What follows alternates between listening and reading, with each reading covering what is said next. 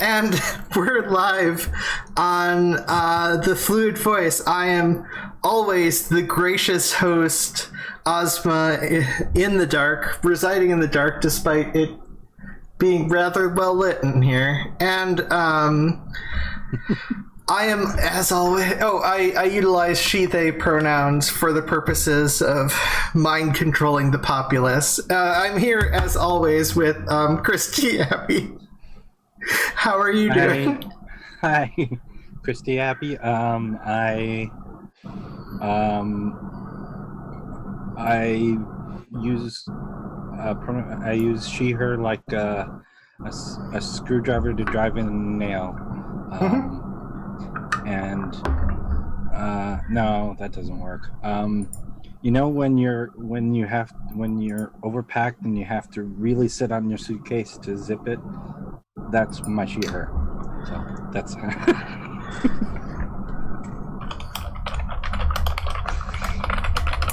but it's getting better.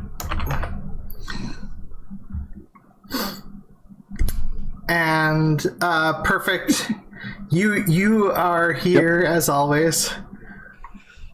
I'm here. I'm always here. Yeah, secretly just hiding. And in the shadows. I use he, him pronouns. Even when you turn off the computer, I'm still here. No, you're not. Terrifying. And we are joined here today by Sister Rose. How are you doing? Hi, I'm doing moderately passable. Thank you very much for asking. How are you, Puddles? Yeah, so this is our first time talking or interacting with anyone utilizing English VTube. So we are the least knowledgeable about everything. Does that imply you've talked to Japanese VTubers before? No, I haven't. So you haven't had Corona on the show. No, the closest thing that's happened with me is I saw the VTube thing and I'm like, I wonder how you do that, so I could, potentially have my character in World of Warcraft Classic be the person in the screen playing the character that I'm playing in Raid. But that's another story altogether, and that's why I was surprised. You have to watch out for Blizzard lawyers. that is your one World of Warcraft for today. Look,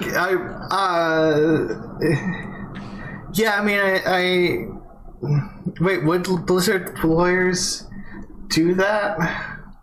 Oh, Activision Blizzard are not known for their moral scruples, so.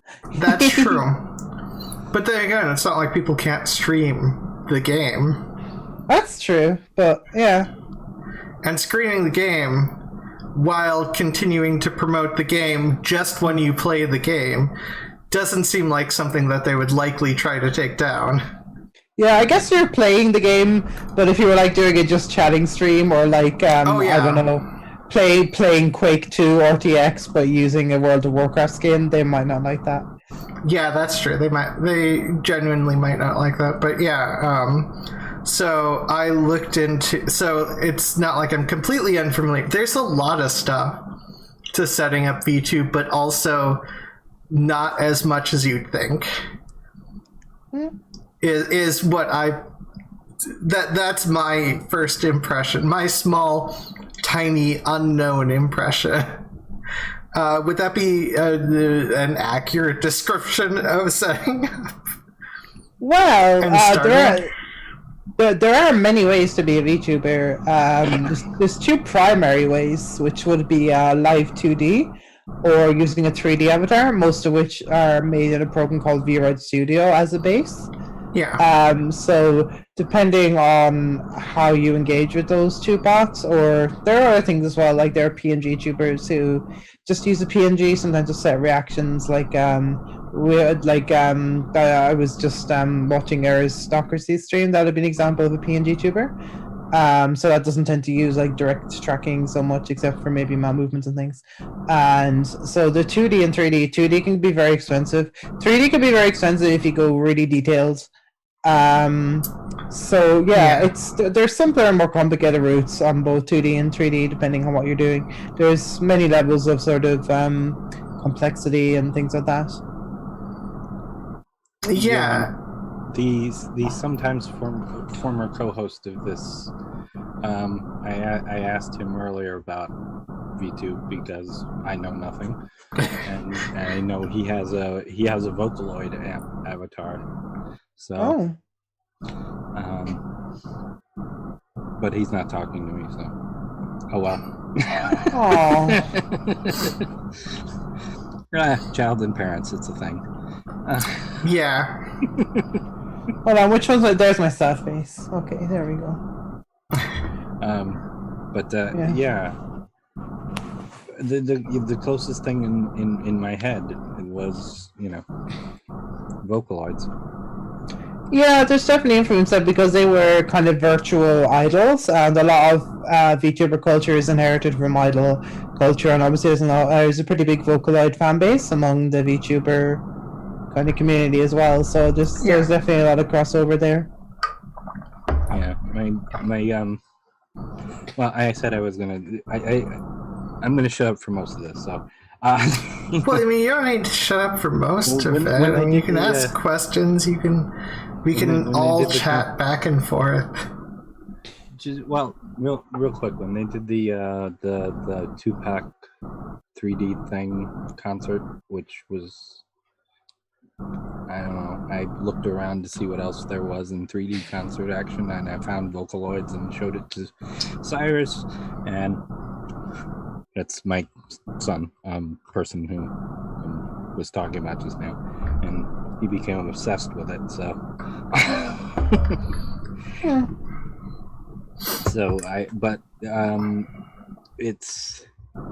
it's strange to me when you're saying this. I'm thinking of Max Headroom from the Ancient of Days because I am old. I know who Max Headroom is. It's okay. Wait, I don't. Wait, who's Max Headroom? Well, was sort of a character on TV in the 80s. It was kind of like had a bit of a cyberpunk thing going on. He had this rotating background, and he had like a very exaggerated personality. He was used to like advertise Coke as well, I think, at one point.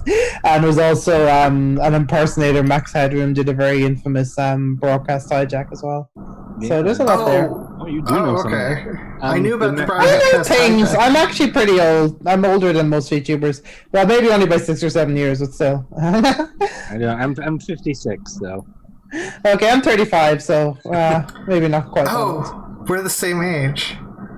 The the thing with Max Headroom, it was the first time it was doing a version of live virtual reality response. Yeah, that's interesting. I'd never thought of Max Headroom as the progenitor to VTube, but that kind of makes a lot of sense. But if you look at like things well, even going back to like the Beatles having animated versions of themselves and things like that, and I'm sure you could probably do a very interesting history. And then I often bring up the Gorillaz, who do also quite interesting live. They had a very interesting thing. They was using some Victorian parlor trick or something where they could actually project 2D images like on the stage. It was really interesting. So there's definitely an overlap there in terms of I know quite a few VTubers who were into the Gorillaz as well. So it's an interesting sort of way to trace the origins from less mentioned roots. Well, with Gorillaz, now you're in my territory. So music is my territory. I'm pretty big into me. I'm like a massive I'm on a huge synthesizer as special interest thing at the moment, but I'm also pretty big into music in general. Like I used to make music. I'm getting back into making music. I'm part of a super secret VTuber music collective that is putting out so soon. Yeah, we're called Occult. I'm doing a track first. It's my friend Tarantulip's project. And it's sort of a cult mystical theme. The idea is that all the different members of Occult are like part of a collective singing songs to this like eldritch horror so it doesn't wake up. That's sort of the backstory of it. And yeah, I'm working on a song for that, music for that. I probably shouldn't talk too much. I'm not sure how much Tulip wants me to say, but yeah. I'll just mention that I am involved with that. That's fine. I do know a bit about how the gorillas do their thing. So they do use a 3D overlay to make it 2D, which is a strange thing. Or not a 3D over projector. Not a 3D box like Vocaloids or that. To make a 2D system. So. Well, yeah. Okay, so now you're in territory I understand. Well, yeah, but I'm curious to stay relatively on subject. Since I'm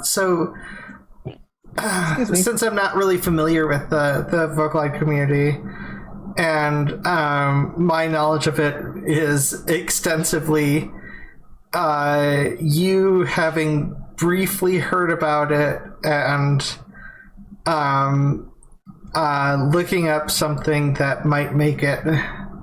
I don't always have spoons to go on camera, so I'm like, oh, I could do a character, like do the character thing and not have to be on camera for a couple days but still stream. But like do you know what the sorts of motivations are generally? Because I mean, people are different, and I'm, like I said, I'm very unfamiliar with the community, so I know nothing.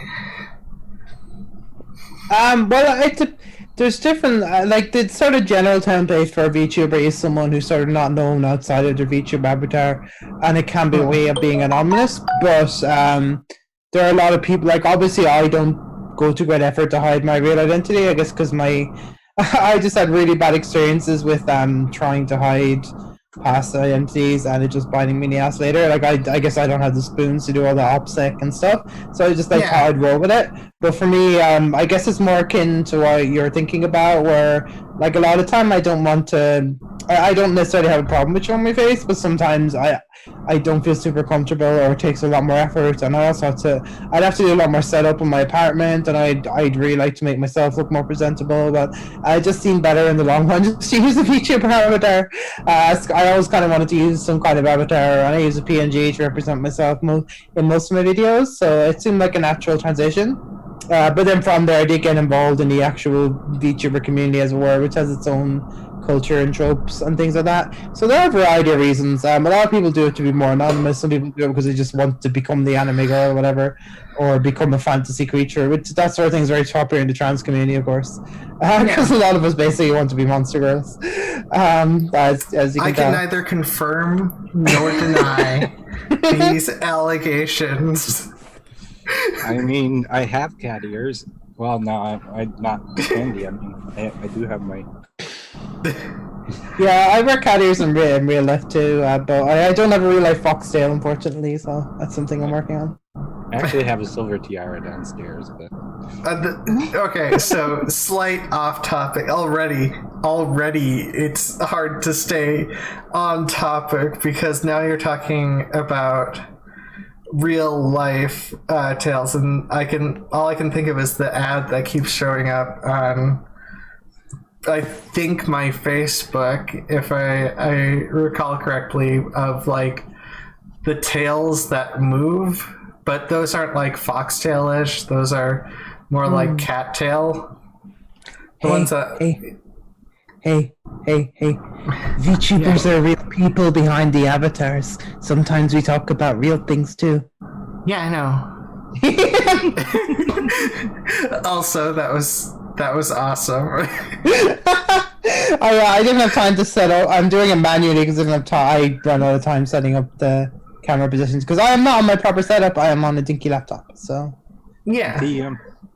Is it with the V2? Is there a lot of crossover with furry community? Because maybe not as much as you think, but a lot of VTuber avatars are basically kind of, like mine does look fairly furry-ish in that I'm a little bit more animalistic than most Capro VTubers, maybe.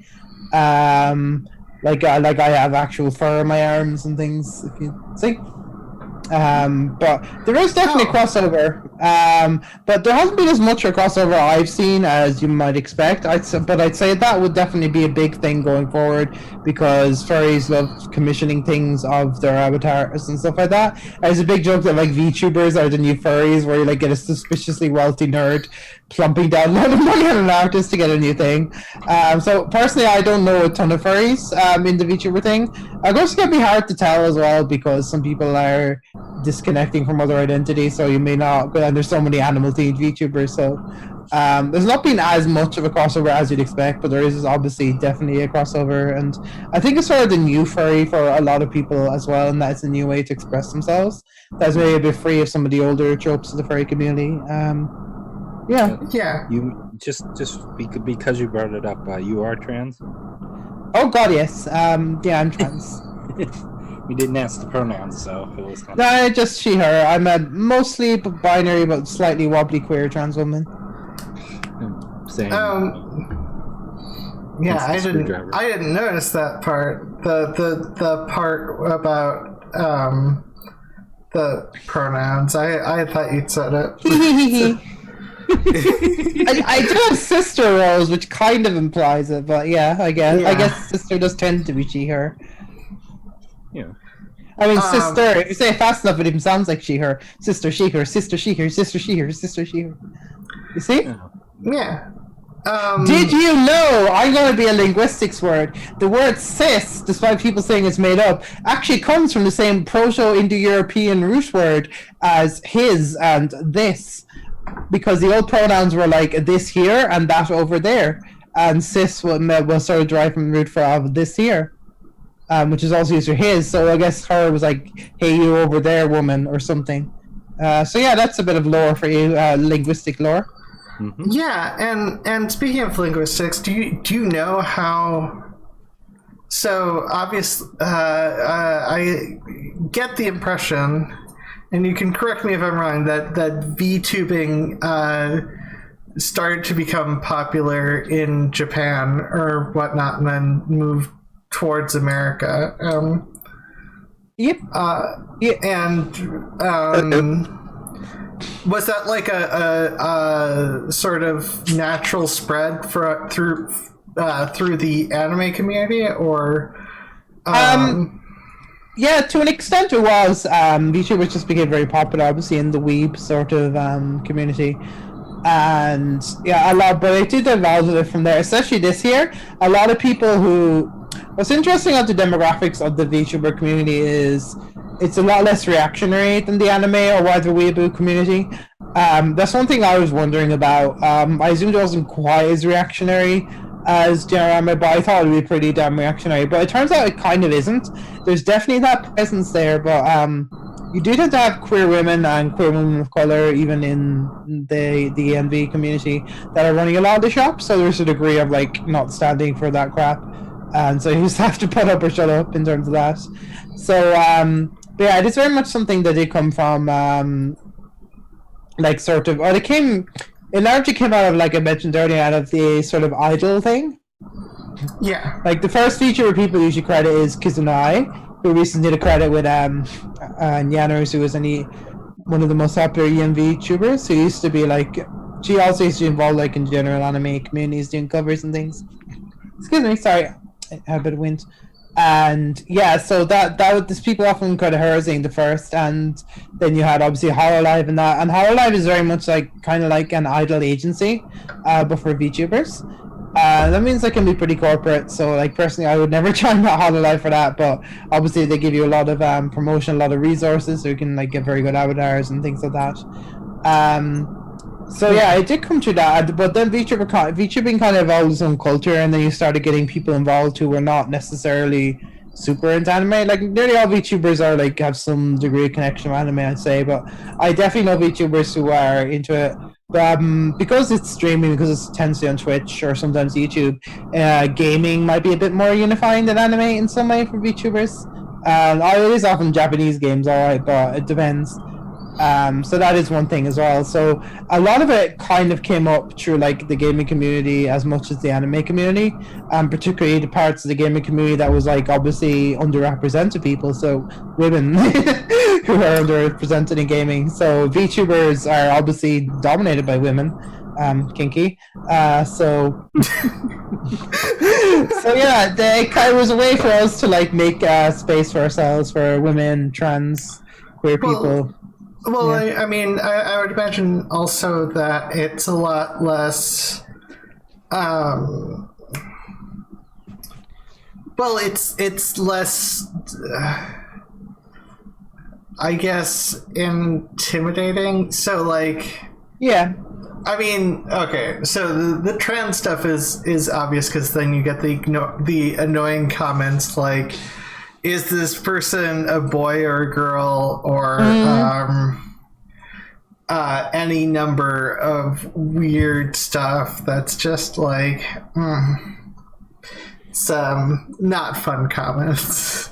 Yeah, well, there's a degree. It depends on the audience. I'd say like the VTuber community, like the indie community, especially, doesn't tend to give a shit about that. Like, there's one VTuber I'll reference here who is just like kind of a regular cis guy, except his avatar is a creepy porcelain doll that his soul got trapped in. So he like looks like some kind of Rosen Maiden reject, but he's just like a dude who's like, hey, it's Joe.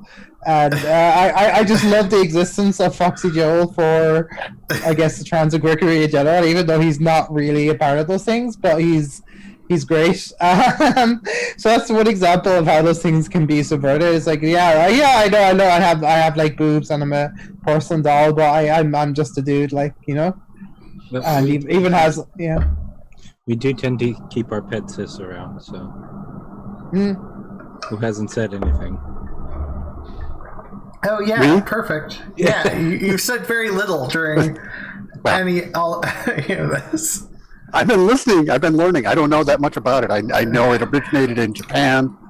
I'm aware that there's a community, but I mean, I know very little other than like those little tidbits. Yeah. Well, yeah. And I had envisioned it in my head as being having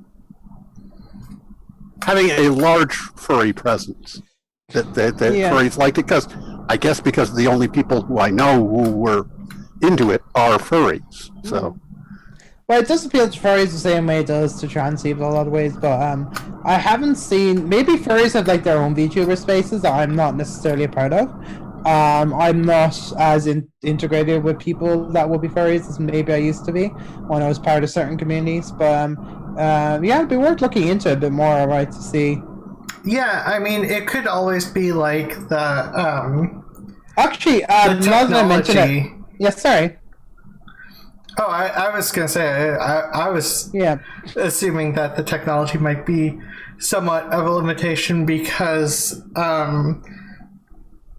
like I don't know if they've made a simple program like VRoid or whatever for the furry community, and I know even with VRoid, like because like I said, I was looking up stuff because I was genuinely thinking about and wanting to play around with it, and I know World of Warcraft also kind of has easily accessible accessories. So, you know, using Blender to try to figure out how to attach the accessories because the VRoid system. Yeah, so, like, my character can don't wear use the helmet. Blender for that. Don't use Blender for attaching things. I've made that mistake. Unfortunately, you have to use you. I'm sure there's a way to do it in Blender, but whenever I do it, it just completely goes off coordinates or the textures disappear. So I learned to like make things in Blender and attach them in Unity. Although I have rearranged certain things, and like this is not a stock VRoid model. You don't have tails and ears in stock VRoid. Although actually no, you can use hair to create ears. I think these are mostly stock VRoid, but the tail is not. I have to reattach that and modify it a bit. So there's that. And that is like there are ways to do furry characters in VRoid, but it is more difficult.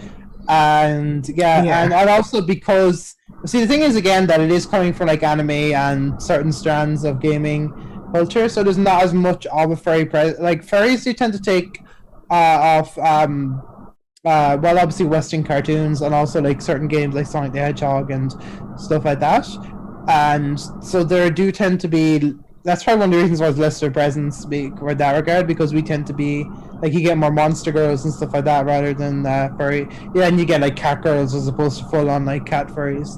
But there are some like one person I know who, actually I'm going to mention one of my favorites tubers, like conceptually and also the personality is great.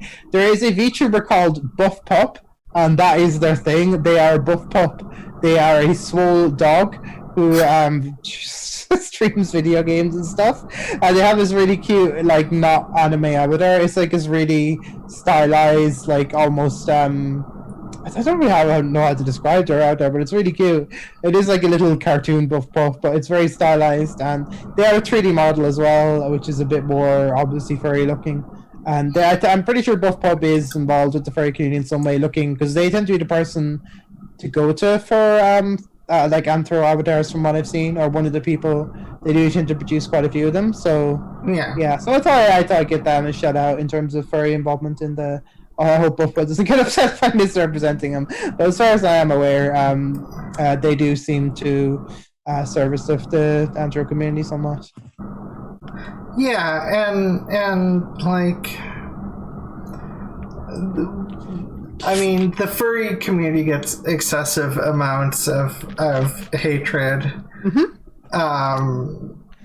unnecessarily so, and I definitely don't want to promote. I mean, I have a tail in the ears right now, so obviously, I'm not going to be talking shit about furry. I wouldn't necessarily consider myself furry, but I'm kind of okay with being like, I'm not going to take it as go, oh, aren't you basically a furry because you have cat ears and but like, I'm okay if people did call me that or consider me that. Like, I'm furry adjacent maybe.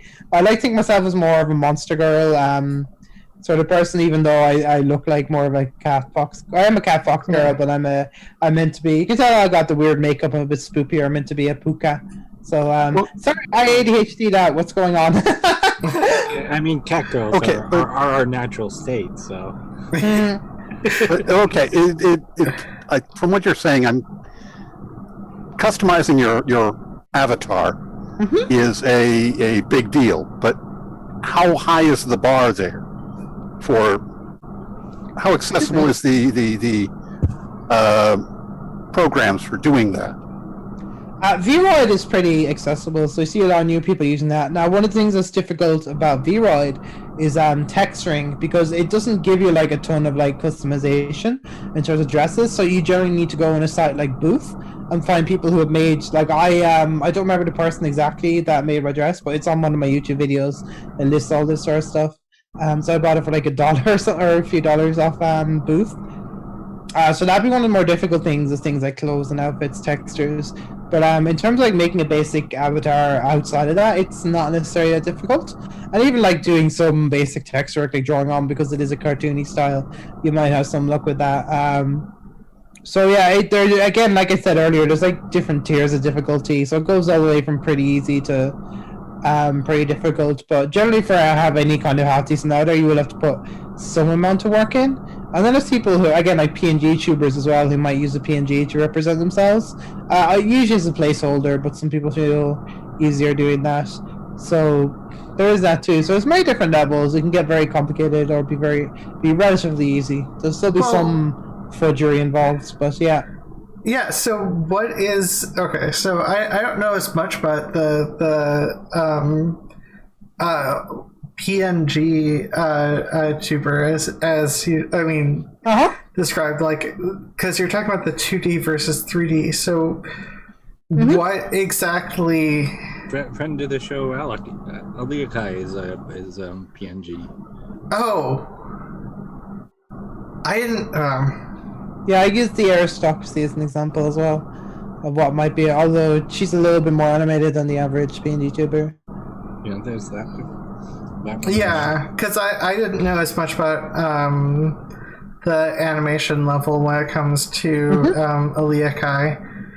I need to watch more of her content, clearly. Usually 2D avatars are, they're called live 2D, which is a way of sort of mathematically sort of calculating in 3 dimensions the different orientations and positions of sort of 2D components that are all, like really good avatars tend to have like dozens of layers to them for different moving parts things now. So that system is called Live 2D, and you have like Live 2D Studio and stuff like that. And so that's whereas if you're using a PNG, you don't have all that because Live 2D can be fairly performance intensive. It's not super well optimized, as can VRMs to an extent.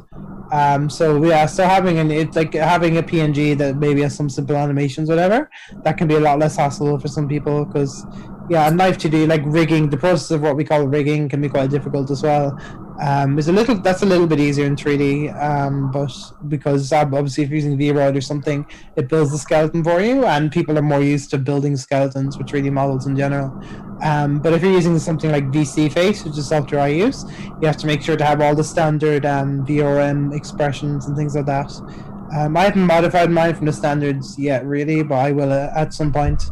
I do technically have custom expressions, but I haven't figured out how to use them yet. So, okay, what was I talking about again? I'm so sorry. Well, it was something related to the PNG thing. I'm just talking about the level. The level of complexity and so fully animated 2 avatars tend to be in Live 2D. So PNG tends to be things that are not using Live 2D, so some of them can have some degree of animation.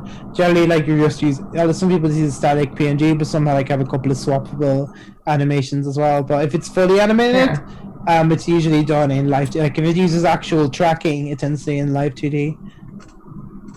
Yeah. And I know you mentioned VRM in the breakdown, which would be the 3D animation. I just wanted to say that's the actual format of the model. Yeah, because I assume most people wouldn't know. Well, I mean, I wouldn't have known either had I not decided to be inspired to look into this more. But yeah, so let's see here. You talked about the acceptance of the community. Is there and a little bit about the reactionary aspects? Is there any other particular good or bad aspects of are you looking for some juicy VTuber community drama? Because there's a fair amount. No, I'm not. I honestly am not trying to do that. I just we have had some problems with when PewDiePie was using an avatar for a while. A lot of people were really uncomfortable with the idea of PewDiePie being the most popular VTuber or whatever, and that caused it empowered a lot of reactionary sorts. And a lot of Marginalized folks were gaslit into thinking that it wasn't going to be an issue when it already clearly was. A lot of trans people and stuff had to lock their accounts or protect their tweets because of it. Yeah, that was a huge issue, and there was one person I kind of fell out with over that, and that caused issues. So there are often things like that where even though the community is not super reactionary as a whole, there is a degree of ditziness towards, it's obvious that a lot of people haven't had to deal with anti-fascist sort of training or whatever you call it, protecting your community against fascists and things like that. Yeah, I have some pretty bad horror stories of a couple of I got talked about a lot on the 4chan VTuber thread, and that was pretty shitty. They got obsessed with me when I came into a chat and talked to my autistic ass off a bit too much. But yeah, there is that reaction, especially the ones that are really into HoloLive, but some of them, the bigger corporate VTubers, they've had a bigger presence in the indie scene now, the 4chanish type, so that has caused issues, and there have been a couple of really bad examples of people being, corrupted, or stuff that's maybe a bit too sensitive to talk about as well, has been. In general, I would say that does not represent the wider VTuber community, but there have been some examples of creepers and dodgy crypto vash types on the edges of the indie scene, but generally we don't have that so much. Well, it's like Blair doesn't represent the trans community really. Yeah. And that's one of those things where it's It's always one of those things that is interesting about communities, because oftentimes communities start really fairly good, and then they get corrupted by some people, and I realize things are different. That's why people were so nowadays. worried about the PewDiePie thing, because it was like it's a very good backdoor to ease people into more reactionary, like, you know, the whole PewDiePie, I'll try pipeline, that sort of thing. Yeah. The beauty pipeline, yeah, indeed. Yeah, exactly. Sorry, that's what it's called. Yeah, who's the did the really good series in that? It was not 3 Arrows. It was I forgot the name. We invited him on the show. Faraday Speaks. I think it was Faraday Speaks. No. Because we did talk with Faraday Speaks. Yeah, we talked with it, but I thought it was Faraday Speaks that did that. I could be wrong though. No, it's oh darn! It's also the way I found one of my favorite. Let me look it up on the Googles. That's how I found Sarah and the Safe Word, the band. Oh. From this other guy, from the guy we're talking about, and it's driving me nuts now because I should remember his name, and I keep thinking Folding Ideas, which it isn't. No, so it's the guy that did the alternate playbook, I think. Yeah, the alternate okay, the PewDie pipeline. Here it is. How edgy humor leads to. Was it not? It wasn't non-compete, was it? No. No. I can't. I think non-compete did talk about it, but not. Yeah. Oh yeah.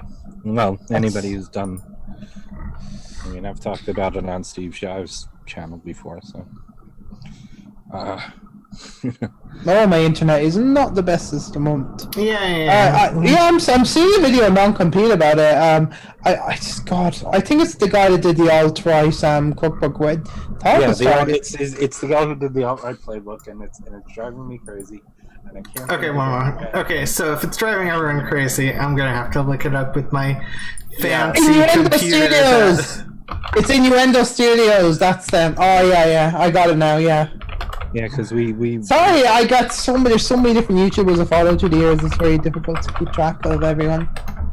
We did invite him on, but that's why I'm thinking. Okay, with someone we haven't had on, and most of the ones you're talking about we have. Oh. So. Oh, okay. It's someone we haven't have on. Okay. Do unscripted. So, yeah. Which is a fine reason. Yeah. But yeah, so what out of everything, what's the thing that you care about most when it comes to VTubing? That I care about most? Oh god. Yeah. In terms of what? Like in terms of my content or watching other VTubers or in terms of what you as a person enjoy about your craft.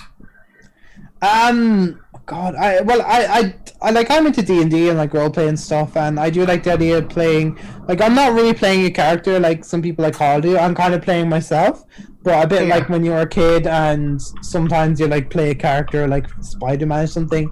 But sometimes you have your own lore for yourself. Like you still use your name, but like you're the fucking turquoise Power Ranger or something like that. But yeah, so it's the best comparison that my friend Yan Chigogo made is that we're kind of like wrestlers. Because you know they're like wrestlers, someone that were like basically just themselves, like, yeah, I'm here to wrestle, I have kind of a quirky personality and I'm going to go with that. And then you've always like have the really strong kayfabe, I think it's pronounced. And they have like all this lore and this really deep character, and so we're a lot like that, and that you have that spectrum, and people have bits of both. Like I'm basically me, but with bits of lore attached, and that's what I'm most comfortable with. So it's playing it's like delving a little bit into fantasy, because I'm very like I was kind of coming off aside from my bad experience with Left Twitch, I was kind of coming off being involved in like the ARG community as well, and particularly does anyone know Elsewhere or Nonchalance? Yeah, sorry. What community? A or G, alternate reality game, and the general weird okay. YouTube sort of community. And sorry, what names did you say again? Nonchalance and Elsewhere. The Jejune Institute was sort of the big Nonchalance / Elsewhere experience. I'm not sure if I'm not sure if the creator would necessarily consider them ARGs, or they are often held up as like really good examples of them. And there was recently made into a TV show called Dispatches from Elsewhere, which I really recommend checking out.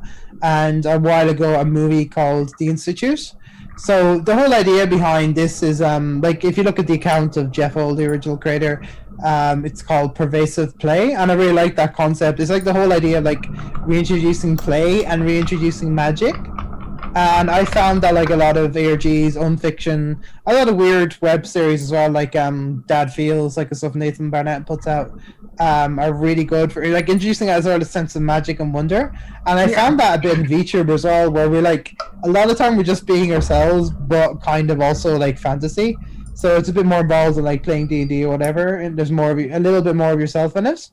But you're still playing with it's like kind of like playing a game fantasy, but you kind of know what it's you're doing it, but you're also sort of upholding the mystique of it as well.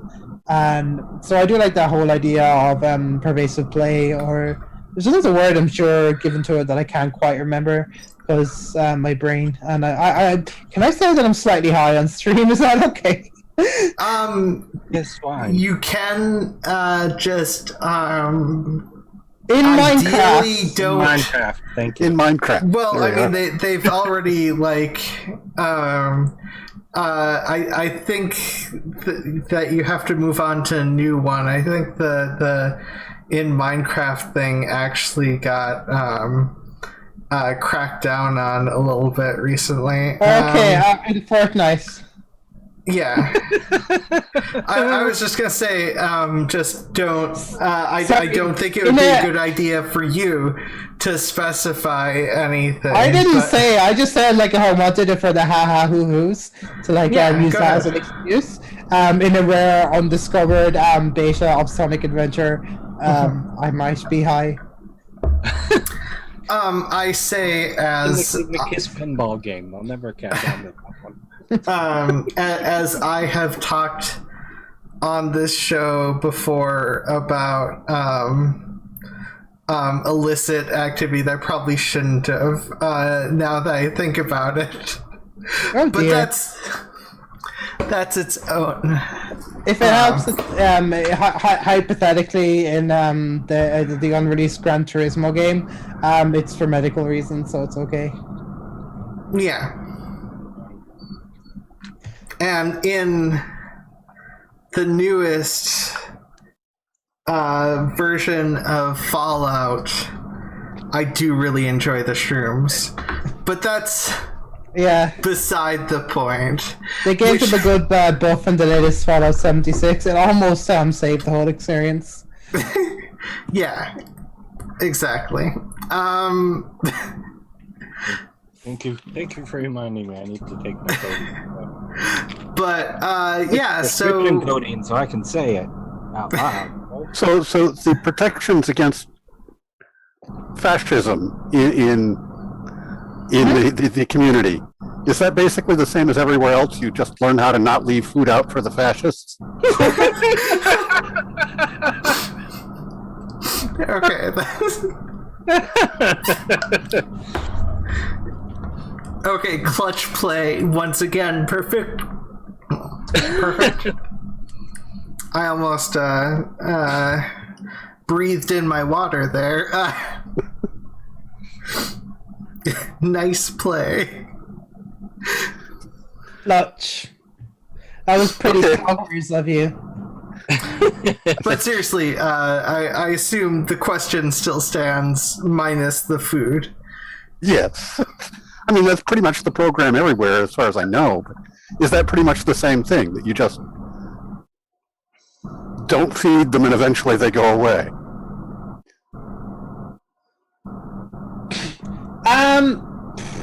The problem is that with not feeding trolls is that means they slip under the radar. Because first of all, fascists aren't trolls. They're not just there to get a reaction. They're there to forward a particular agenda that means persecuting people. So Unfortunately, just not feeding them means they can fly under the radar, and that can be one of the issues in the VTuber community where we aren't able to fly. Like, we haven't sat people down with the Innuendo Studios outright playbook yet. So, unfortunately, even though people have good intentions for the most part, there's still a degree of it hasn't fucked us over en masse yet, but that's mostly because people have been raising a fuss when certain things that the PewDiePie thing happen, or so so it is kind of difficult. So it can be kind of stressful sometimes going from like leftist explicitly leftist where people do kind of get a lot of stuff, but unfortunately can be very performative and not very nice to the VTuber community, where people maybe have slightly better intentions than some of the leftist communities have been in, but unfortunately don't have the sort of experience with these issues. Yeah, well, I mean, that's kind of so. I think that's true with a lot of communities online. It just depends on some people understand inclusivity better than others, and some people start communities and ignore that incredibly important part of having any sort of community left of the alt-right. Inclusivity would be more helpful than not. You know, but yeah, it's people don't like things that are different. Luckily, we embrace difference a little bit more in the VTuber community, which is nice, but, you know. I mean, obviously there's not a big transphobe contingent. I have a friend who's a cabbage. He's just like a really cute cabbage guy. His name is Shanadu. I love him. He's cute. Sorry, I was just giving that as an example. No, I'm just there's not much of a transphobia problem there. No, it can still be a problem as with anywhere, but there's definitely less of a transphobia problem, man. Keep in mind that like a lot of VTubers are Zoomers or younger millennials, so yeah, you see less of it there. Yeah, and that's kind of going to be the case with any community. I can't believe I didn't think to factor that in because. Yeah, Zoomers and whatnot are less likely to be transphobic, less likely to be homophobic, more likely to understand this stuff because they grew up. They're more likely to have grown up learning it because the internet was around. I learned it by watching you. Deep cut. But yeah, it's I didn't. Yeah, I don't know why I didn't think to factor that in because most millennials probably wouldn't want to play around with VTubing because. It's different, and different is scary, and all the other stuff related to whatever the hell people think about different things. Yeah. I'd say most of the big VTubers tend to be like younger millennials, like 26, 27. Like Nyanners and people like that, but but a lot of the indie scene do tend to be Zoomers more often. But there's a reason to say the younger millennials and Zoomers because I would say the bigger ones tend to be younger millennials. But like you don't get a ton of over 30s in it. Like me, you get people who are maybe exactly 30. But I know one other VTuber that's close to my age and one that's like slightly older. So we do exist. That is one thing I would like to see more of is if we did have. Yeah, because I feel very old in the VTuber community, even though I'm not that old in the grand scheme of things. So it would be nice if there were like more older people involved that weren't boomers, I guess. So I say boomer in attitude, of course. Like older millennials and Gen X can be boomery. You're the youngest person here, so.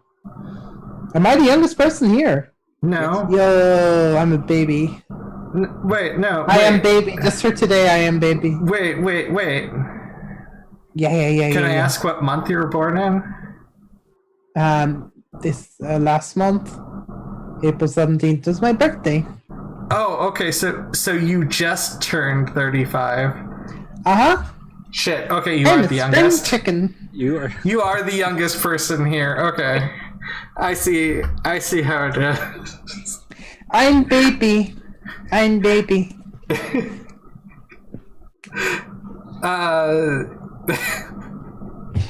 Yeah, no, that's yeah, this is the old person YouTube channel. Nice. Yeah, now we're just going to disregard your opinion. Aw.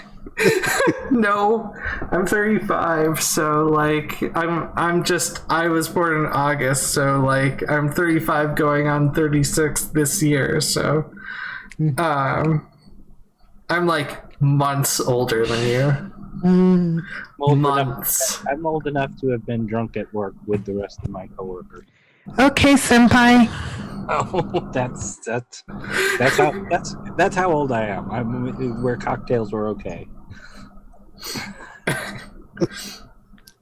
But yeah,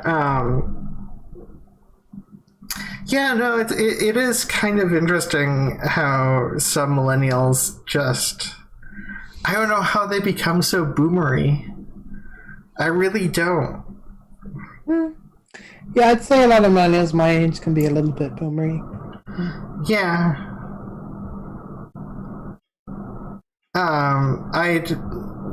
Zoomers have their own issues as well, though. Like, they can be really into the super carceral Twitter mob thing sometimes.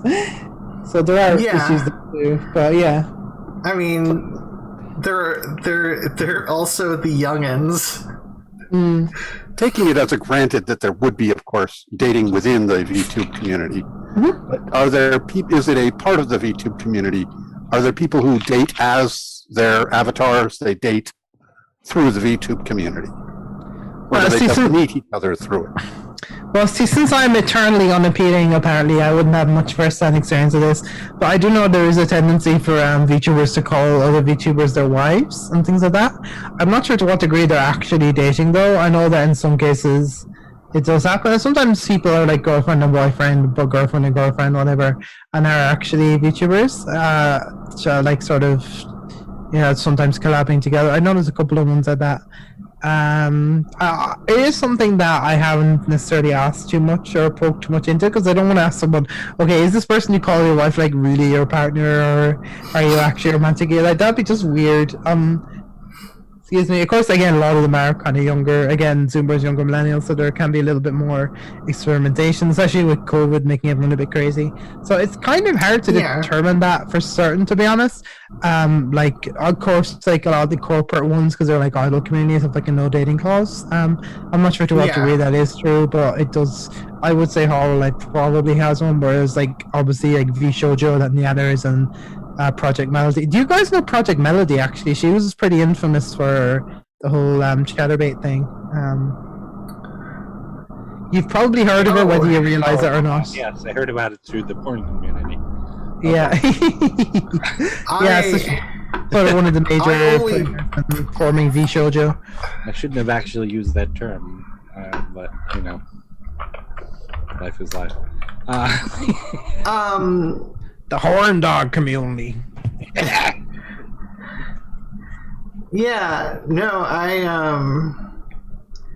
not well versed in that. I knew nothing of this, but I used to be. I may have used to be a cam girl in Persona 4 at one point. So I have. And I'm friends with sex workers and stuff. So that would tend to be on my radar. Although being trans, you tend to be friends with. It just tends to happen anyway. But yeah. Well, I mean, something about poverty, and also not giving a fuck about society, and like workplace discrimination and. Yeah, and workplace discrimination. That's like one place where we're sort of desirable. So I mean, you know at least one person who has been a sex worker, so I can guarantee that. Yeah, Same. Like it's hard not to if you talk with the average trans person. I'm going to take a brief bio break if that's okay. Yeah, that's totally okay. I'll continue speaking forever. So. Oops, I dropped my mic, sorry. And not in the cool way, unfortunately. World of Warcraft, you say? No, so I'll just have to. So I'll just have to. We just had to kick 2 people out of our alliance in Empires, which was very sad because I'm the person who brought them in. They were a very nice couple, and they insulted somebody that is like the heart of our community. So there you go. I actually have these stories too. I just don't talk about them. Yeah, well, yeah, but this relates because looking into VTubing made the idea of, because I stream a lot, it made the idea appealing to me for the reasons I described on this show a half an hour ago or less. And you know, because like, okay, because I named my character in World of Warcraft Classic after a character that I play in my friend's D&D campaign that takes place in Azeroth, which is the name of the world in World of Warcraft. But like, essentially the difference between the character in World of Warcraft Classic and the character in the D&D campaign is essentially one was working guard shift for the king and one was not on a particular day. That is the difference. I'm back. Hey. Sorry, how long was that mic drop? I'm so sorry. My mic did physically fall on the ground. Yes. It didn't make any... What was the story with the person? Because I only heard about it like peripherally. Well, first, before this, we are at our halfway-ish point. No, that hasn't mattered in well, it doesn't matter. We're now anymore, allowed to veer off into the weeds. Yeah. Yeah, like we're not allowed to veer off into the weeds, but like basically we're allowed to go off topic, but oftentimes we like to bring stuff back to topic anyways. But if you enjoyed so far, before you get to hear the story, you can like, comment, and subscribe. Well, you can't comment yet because it's still live. Afterwards, you can comment. You can comment. Okay. I can't while something is live, so maybe you can. Or well, I mean, you can comment in chat, obviously. Right. But anyways, subscribe. Anyways, go on. Story. So that you can get. Actually, I haven't gotten a notification for this stream yet, which is funny. I usually get it about 15 minutes after we start. Anyways, the story. The story. It's on you, Rose. Oh, am I talking now? What story am I talking about? I like to tell stories. It's sort of my thing. Melody. Oh, Project Melody. Project Melody was this person who created and had an avatar created to use originally on Chatterbait and other sites like that. And I'm not sure how graphic I can get with it. So people would like donate to her, and that would like influence the performance of certain machinery that she had in her possession on her person. And yeah, and basically a lot of performers on Chatterbait did not like the fact that she was using virtual avatar because she felt they're a little bit gatekeepy, but like was like, oh, aren't you like getting out of the sort of dangers that are on this platform, kind of putting yourself out there and all that. And yeah, I guess those arguments you can make about VTubers in general in some ways, and they had some valid points, but in general it was a bit but yeah, so Project Melody kind of went on then with Yanners and some other people, Mautendo, and they created VShojo, which was sort of like an alternative sort of agency for VTubers, and this basically gave them creative control. Because if you sign up to like Hololive or Nijisanji, you tend to have to have a whole new persona. That, like for example, like people like Calliope Mari, people do I won't say who, but people do know who she was before she was Mori, and things like that. And so they do tend to like create a break and sort of sometimes a bit of a scrub, so you don't know exactly who they were. People tend to find out, but not always.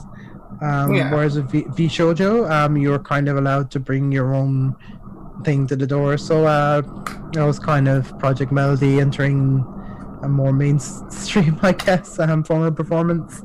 And she's actually, I don't follow her streams that often, but she seems to be a pretty sweet person. So, well, that's good. She's sweet and she's doing what she enjoys. Yeah. I like that she calls her fans the science team. I think that's really cute. Because she's like, her backstory is that she's like a rogue AI that was like trained on porno emails or something. She got corrupted. That backstory started back in the Chatterbait days, didn't it? Yeah, I ran across her at one point or another. So I had some idea of what was going on at that point, because it was going on in the chats. Oh my god, my cat's managed to open the door. I better do something about that. I don't know. Cats are sneaky like that. Yeah, so is my gecko gets, well, once he gets loose he can hide places, and it's so yeah, we've two troublesome pets. Our gecko is I don't know. I think he still exists. He's around here somewhere. Oh, what type of gecko? That type. Type is that? Is it one with sticky pads or is it one with claws? It's claws. Okay, it's a leopard gecko then. Leopard, yeah. Yes, thank you. My brain was completely frying on that. Okay, my cat's back. Words not so easy lately, so that's a thing. Do you want to say something for the people, Luna? Yeah. Can you hear her? Yes. Okay, I can hear it as well, but Luna after the Cat and Sailor Moon. Kind of, yeah. Also after the Smashing Pumpkin song, but of course then Billy Corgan went on to a big transphobe, so I just say it's after the Cat and Sailor Moon, even though she's not even black. So. yeah. Billy Corgan. Oh. I know. I was really into like again. I literally named my cat after. So yeah. Yeah. So. Yeah, it's sad when people you like turn out to be transphobes. So, because we can get off topic, Richard Dawkins. Nice segue. It was so nice meeting him when I did, and see it. We did the tweets thing, and people pointed me to them, and I read them, and I got actually confused because people were saying his tweet was terrible and transphobic, and I was like, I read the tweet, and I'm like, this must be the thing that he said in response to the objections about his tweet that they said was tone deaf, and so on. And the tweet is not bad unless there's a background. It has to be seen in the perspective of the background. And then, yeah, I think given the background that people have told me about, yeah, that puts it in bad light. That means that when he says that, he has to know that it will be interpreted through the lens of his previous statements. So it's going to be seen that way. He can't have some pretense that everything lives in isolation. Okay. Well, I mean, if so you get now I understand. Well, last week, I mean, people in chat and so on, Emily and so on, I did not understand what was going on because I didn't understand the background. And it left me, so not understanding the background, it leaves me in a position where I was going, I don't get this, because the tweet in isolation, it's innocent, but it doesn't get the same innocence in perspective. Does that am I being understood at all? Oh no, you're making clear. Yeah. Exactly right. There is. Just making sure I'm clear. Sister Rose. Yeah, that's my Do you name. know much about the Richard Dawkins disasters? I hated him anyway because I'm Muslim and he's a white supremacist. So, well, sorry, colonialist. Wait, what he? Okay, can I just read it aloud, if you will? He says in 2015, Rachel Dolezal, a white chapter president of the NAACP, which I'm trying to remember what that stands for, but National Association of American Colored People. Yeah, was vilified for identifying as black, which she did. Yeah, she did. Now, there's more to that story. She wasn't black, but she identified as being black. She was raised with black brothers, so she, in many ways, identified as being black in those ways. And then sorry for taking that pause out. Back to it. Some men choose to identify as women, and some women choose to identify as men. You will be vilified if you deny that they literally are what they identify as. Discuss. A line break and then discuss. Yes. And I'm like, okay. Hey man, I'm just asking questions, man. I'm just asking questions. See, yeah, that's on the face of it.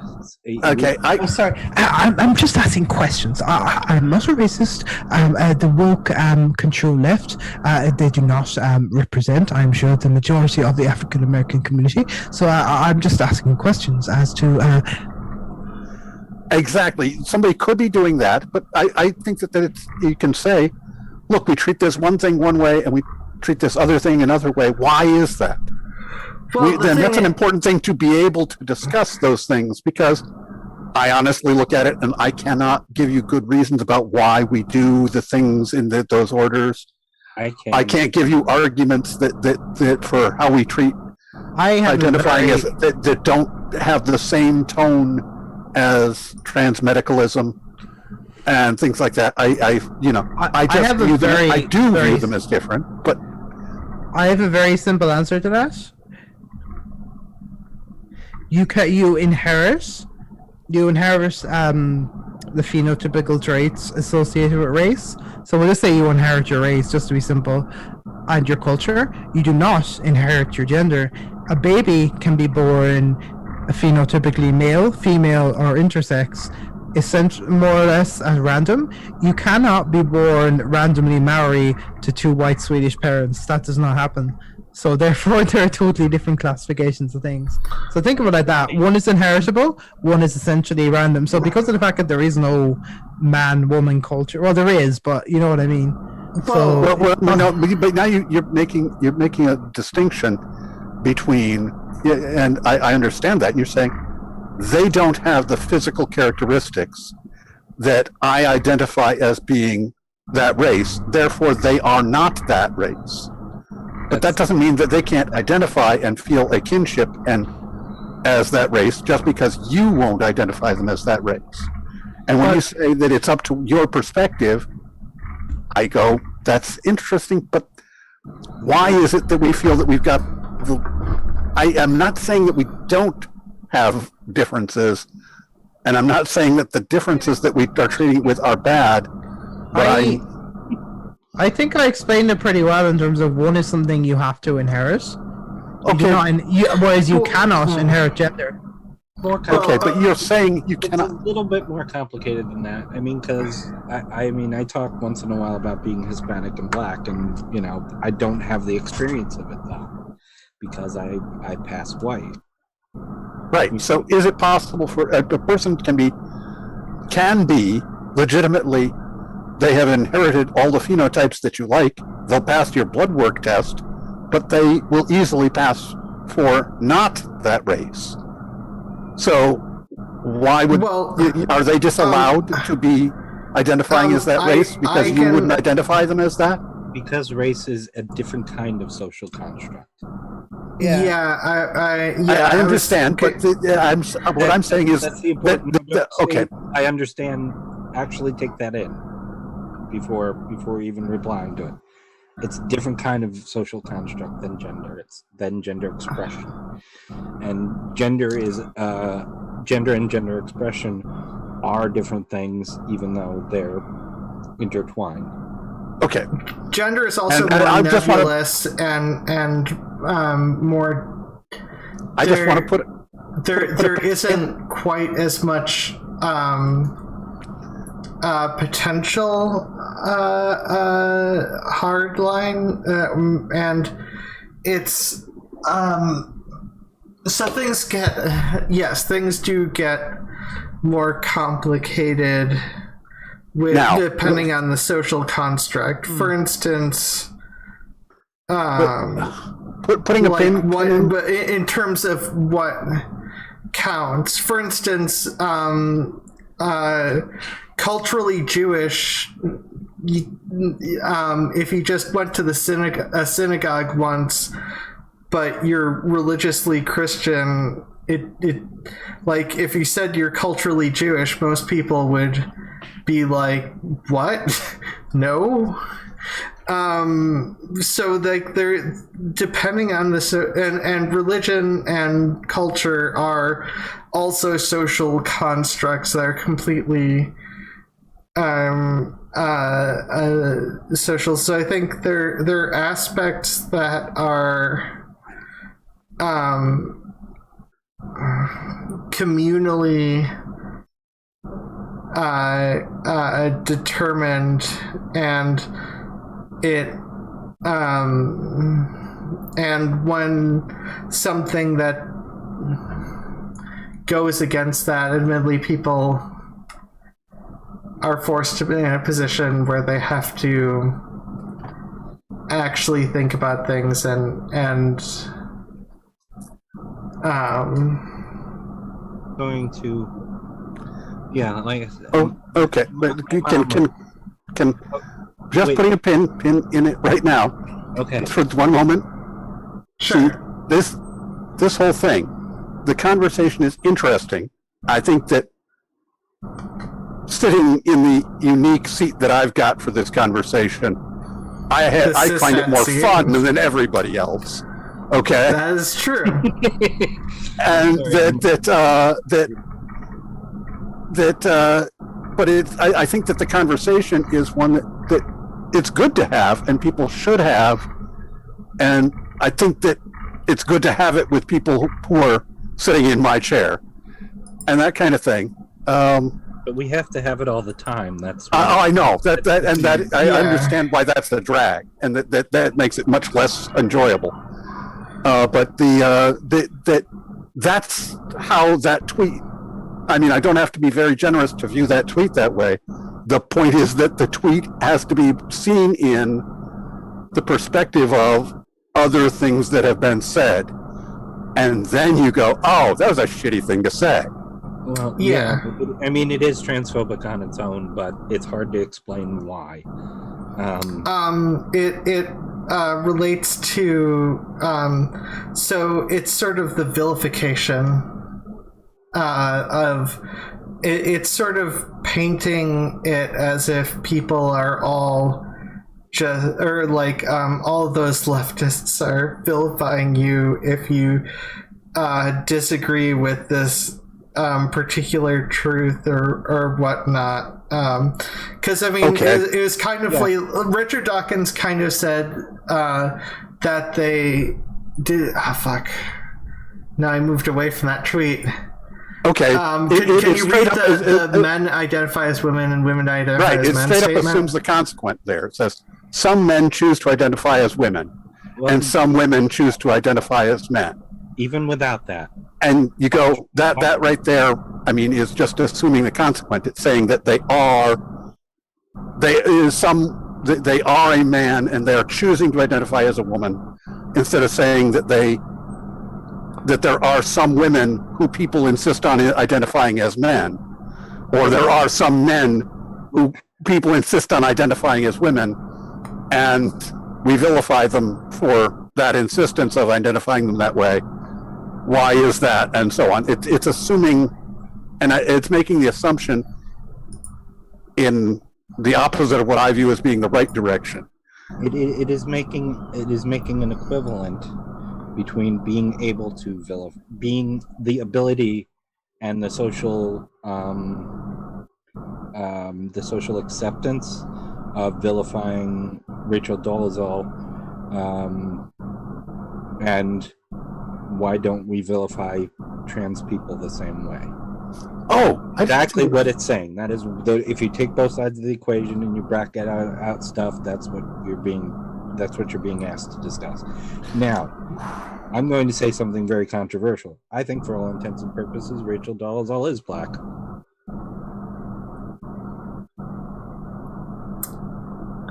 Da, da, da, da.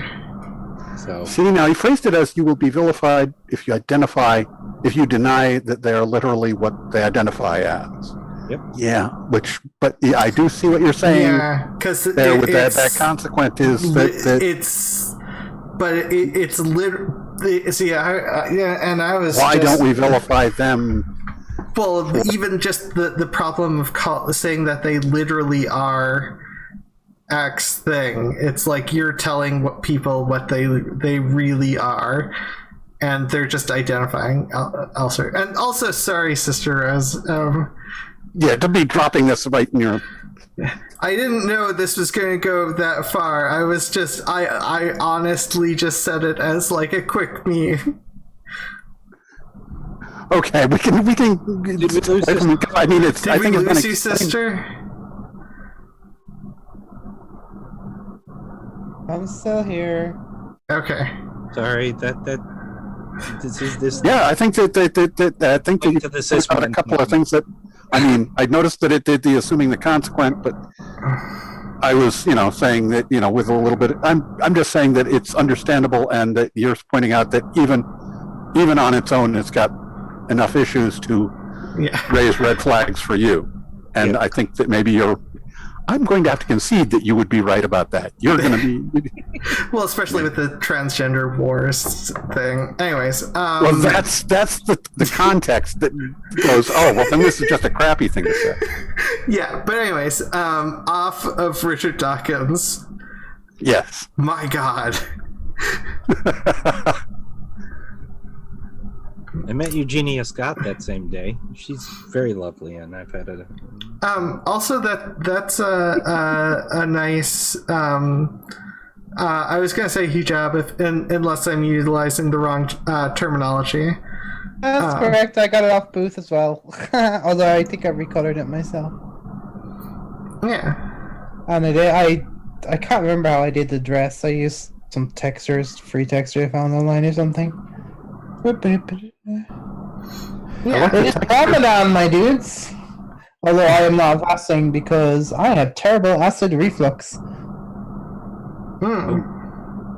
Yeah, that would Well, that's my latest reason. I had other reasons why it was medically not great to fast. But when I decided, hey, I might do it the last week or two, I then get really horrible acid reflux. And if I don't eat for extended periods, that tends to make it really bad.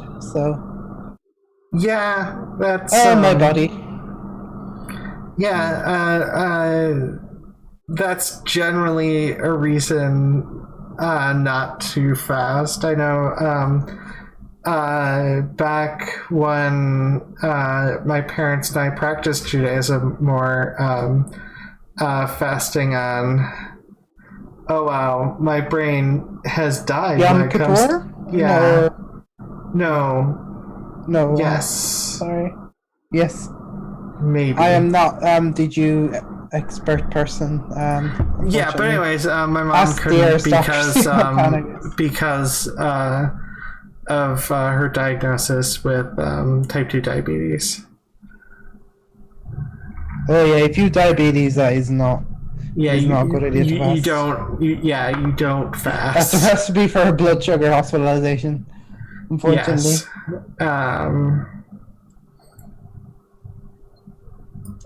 Yes. Yom Kippur seems right. So it's Yom Kippur. Yeah. Look, I haven't practiced Judaism in terms of religiously for a long time.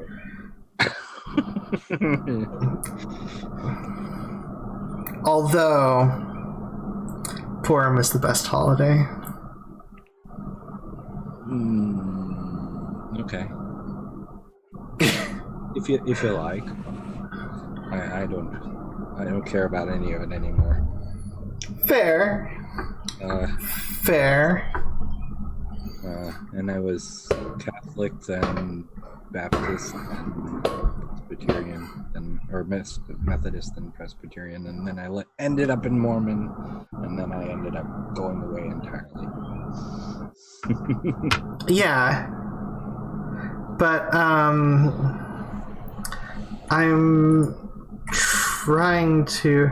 I don't know why I'm blanking on question so much. I don't know. Why is this night different from all other nights?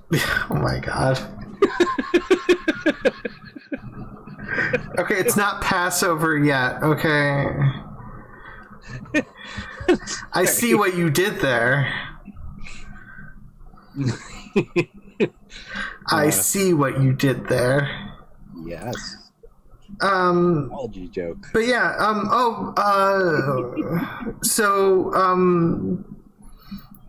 Sister Rose, when it comes to inclusivity in the VTube community, does religion also, are they also as inclusive with regards to various religions or lack thereof, or? Well, there is one sort of VTuber, Amika, who who recites Quran on his channel, which is sort of interesting. I think he's with one of the Indonesian groups. Or is he Indian, or I forget? I forget which ones. I know he hangs out with Indonesian tubers, but I'm not sure if he is himself or not. But yeah, and I'm friends with Sister Abigail, who is a Lutheran sister VTuber. So she's kind of a cool Christian, I guess. You know who that is? And people have been really. You actually know who that is? Yes. That's really cool. Yeah. How do you know who that is? That's a question I ask Christy all the time when she recommends me someone who's like really good. A really good recommendation. But I'm very plugged in online, so I run across a lot of people from different fields. My degree's in theology, and I'm still interested in it, so I do run into a lot of people who are theists. That is the proper word. Yeah, because it's always interesting to talk. And as Sister Abigail I was like, is that the same person? And he said Lutheran Sister V. And I'm like, oh, well, I know. She's picked ginger pigtails, green blouse. I'm assuming she pretty much looks the same in real life as Sarah Bedard does. Yeah. This is an intrusive question, so please forgive and tell me to shut the fuck up. Are you practicing Muslim or? I'm not a cultural Muslim, I convert, and I'm sort of semi-practicing because of various disabilities. I've always found ritual stuff hard, and this Ramadan has been very isolating. And there was recently a fallout in my online my online mosque. So it's been pretty isolating. We still have an offshoot community where we do it, but unfortunately, I think the egos of leadership and other issues, things sort of collapse under them, which is a shame because it was a really positive, very inclusive space. So oh wow, I used to love playing people. I went to a hipster mosque with a gay imam, and that blew people's minds. So it did kind of suck that fell apart.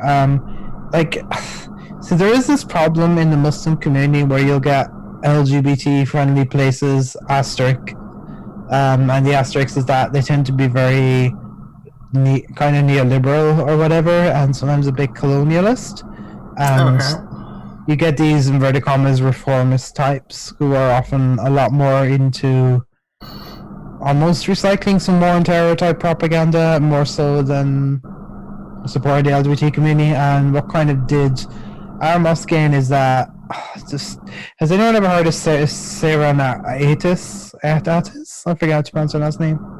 But she's sort of infamous in Europe for being a bit of a Muslim Islamophobe, if you know what I mean. And she runs a mosque in Berlin. And we were doing a crossover event, and people were like, she seems a little bit sus. I've heard things about her before. And so some of us Googled, and even just looking at the first page of Twitter, there was all kinds of like alt-light rhetoric, and even a tweet that was kind of vaguely poking fun of trans people in a roundabout way. And and that was like, and after the event happened, the imam had the gall to say like, oh well, I got a comment from someone saying it was a beautiful event, and like it was kind of presented that it would be people from that mosque and not just her herself. But the event was mostly just her herself and one translator for when there were things she didn't know in German or whatever. And so that was really crappy. And there was this whole other thing with this person being banned, and a lot of us were like, why was that person banned and all this? And it was an absolute mess. But it is really sad. A lot of the progressive Muslim spaces I've been involved in have had issues like that. I think that progressive Muslims are still kind of forging their identity. And what is that, like 20, 30 years ago or 40 years ago going back, like it would have been, the Muslim world would be more progressive than it was now in many ways. And like I remember gay men used to flee to Morocco in the 50s and 60s, stuff like that. It was not because it was good, but because it was less hellish than the US at the time, and especially at the time of McCarthyism and all that. And so so there's a lot of cultural problems with mosques and stuff like that. But it is a letdown that unfortunately there are all these cool, queer, and diverse Muslims, and that they're a place for converts, because converts often get like shouldered into the full-on Saudi bullshit, asking for that, or stuff like that, or I guess the more conservative Shia strains as well. So it's really good that there were more spaces that were very welcoming converts that were keeping people away from that. And so I feel a bit lost at the moment. Like, I still consider myself a Muslim, but I often refer myself as Muslim adjacent or Muslim Asian. Because I'm not culturally a Muslim, I feel disconnected. Because if I was culturally Muslim, I would definitely have no problems calling myself a Muslim, even though I'm not fully practicing, because I still feel that connection there. So it is weird, and I wish I was a more practicing Muslim, but it is difficult for me at the moment. And I've had really nice memories of like Ramadan, even going to like a regular masjid, despite being a little bit paranoid about being found out. But fortunately, I was already friends with some of the women there who knew my story going in. So, but it's I've had some nice memories of like practicing Islam with other people. So I do miss that. One of the reasons for us being for my mother converting to Southern Baptist was because of the civil rights movement. Until the racists started taking that over. I mean, the Southern Baptist black church, but the racists started infiltrating the black churches. And, it was. I mean, I have my memories of it are very hazy, but I mean, late '60s, early '70s, mid '60s, early '70s, but it's I mean, I'm trying to relate with because that was the schism here. It was when Southern Baptists became very violent. Yeah, and like the thing about this channel in terms of, because I mean, me, Christy, and Perfict are atheists in terms of any sort of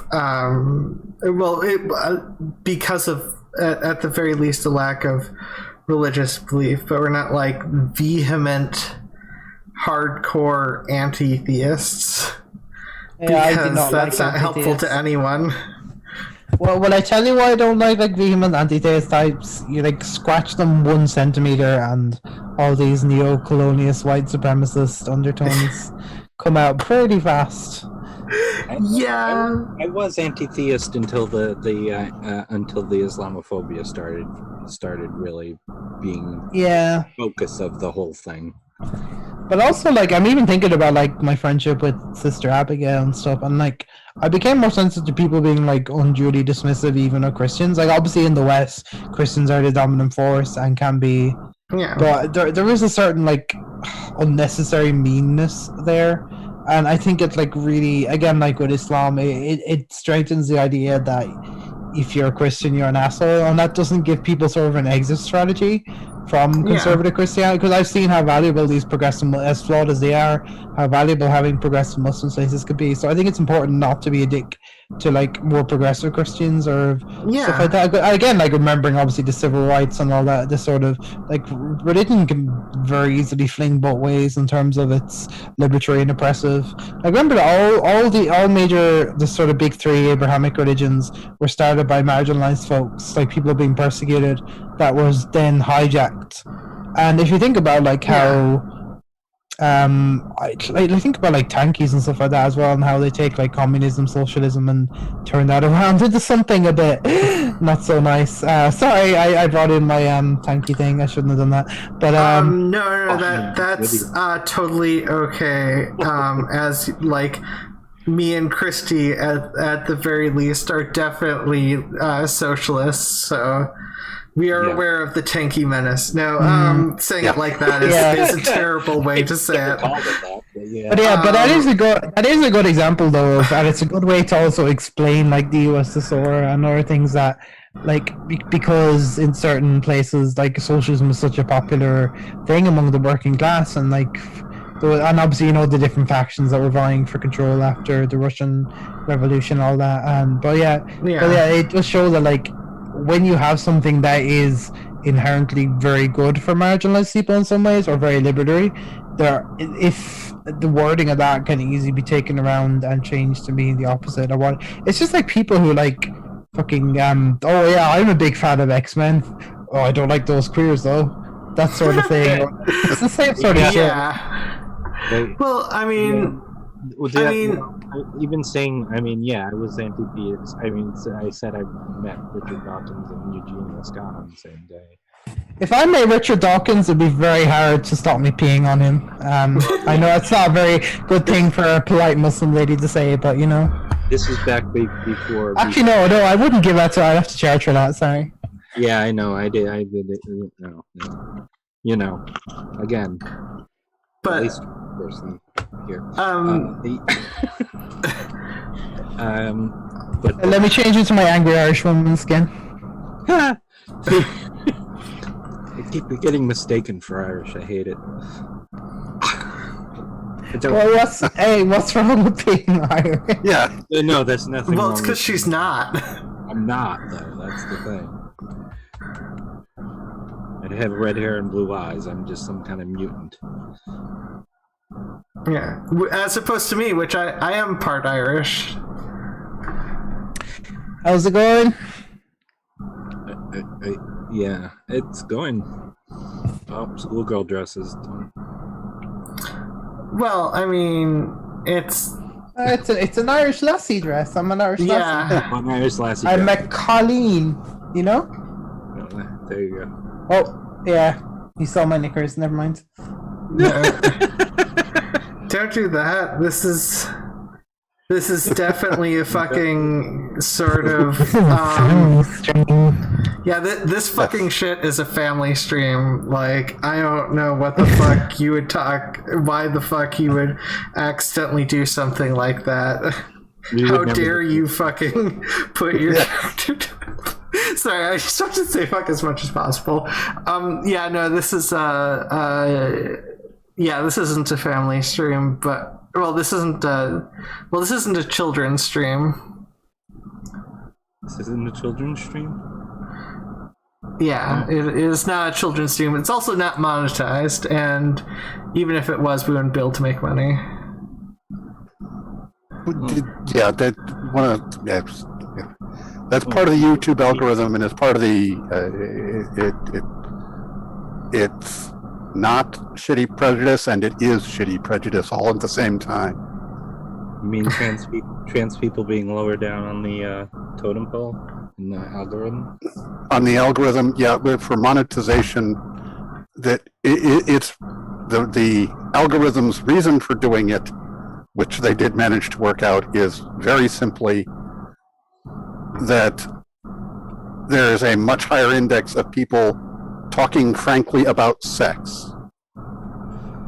Yeah, well, in videos that are on channels that are trans related. Let's talk about sex, baby. You go, well, that's not such a, yeah. Let's talk about sorry. And it is both exactly So coming from a shitty point of prejudice and not coming from a shitty point of prejudice. So yeah. I have, and also, thanks a lot. I have that song stuck in my head now. Just as planned. It's all according to Keikaku. It's all according to the sex is secret natural, plan. Sex is fun. Yeah. Sex is It's a good song. Not everybody does it, but everybody should. I'm too sexy for my shirt. Too sexy. Sorry, I'll stop.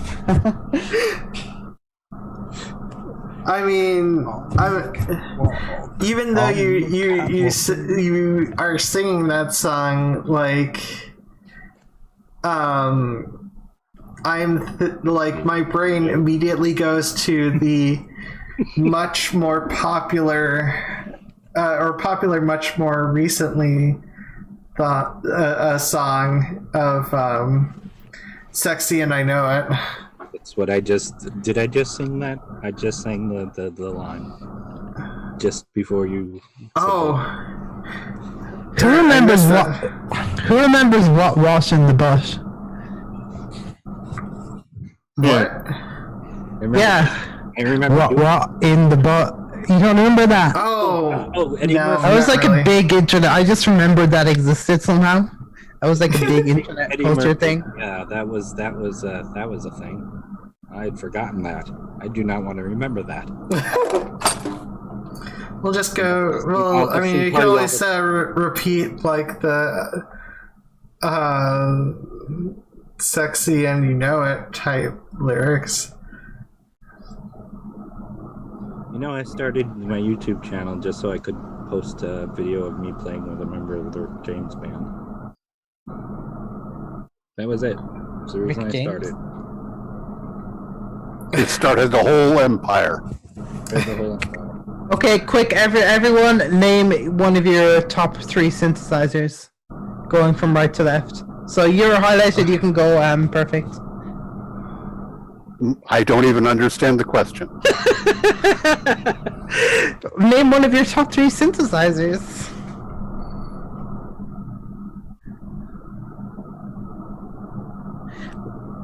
Yeah, oh no. What's that, Roland D50? That's a pretty good choice. That was used by Enya. I've got a Yamaha 870 right behind me, so that was used on Footloose. Not that particular one, but that's the particular sound you get from that thing.